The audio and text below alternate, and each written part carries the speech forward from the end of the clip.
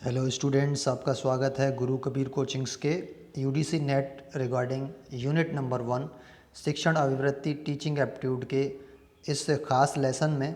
देखिए, हमने इस सिलेबस में कुछ खास ही तत्वों को शामिल किया है जो आपके परीक्षा के लिए बहुत उपयोगी हैं।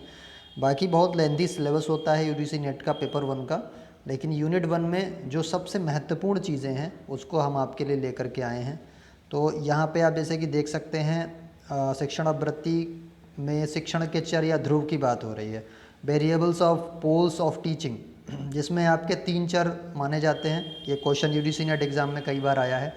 इसमें पहला चर जो है शिक्षक कहलाता है, जो कि स्वतंत्र चर माना जाता है। उसके बाद जो दूसरा चर है वो छात्र या अध्येता। ये हिंदी में कई बार जो स्टूडेंट परीक्षा देते हैं उनको अध्येता नामक शब्द सुनने में आता है, देखने में आता है। तो ये छात्र अध्येता एक ही चीज़ होती है। इनको परतंत्र या आश्रित चर कहा जाता है। और तीसरा जो है पाठ्यक्रम, जिसको खुला चर या हस्तक्षेप चर कहा जाता है। तो शिक्षक यानी कि टीचर जो इंडिपेंडेंट वेरिएबल कहलाएगा, छात्र अध्येता परतंत्र चर आश्रित चर यानी कि स्टूडेंट या लर्नर जो होगा वो डिपेंडेंट वेरिएबल कहलाएगा। पाठ्यक्रम खुला चर हस्तक्षेप चर यानी कि करिकुलम जो होगा वो ओपन वेरिएबल या इंटरवेंशन वेरिएबल कहलाएगा। अब ये होते क्या हैं, इनको थोड़ा समझ लेते हैं। देखिए, शिक्षक जो होता है वो क्या करता है, वो शिक्षण का कार्य करता है, इसलिए वो स्वतंत्र माना जाता है शिक्षण के अंदर, शिक्षण आवृत्ति के अंदर। तो उसको इंडिपेंडेंट वेरिएबल बोला जाता है। छात्र या अध्येता जो है यानी कि जो विद्यार्थी है वो क्या करता है, वो शिक्षण ग्रहण करता है। तो वो परतंत्र चर है, आश्रित चर है। आश्रित है शिक्षक पर, आश्रित है वो सिलेबस पर। जिस तरीके से उसको करिकुलम दिया जाएगा उस तरीके से वो काम करेगा, इसलिए उसको परतंत्र या आश्रित बोला जाता है। तीसरा पाठ्यक्रम। पाठ्यक्रम होता है आपका खुला चर।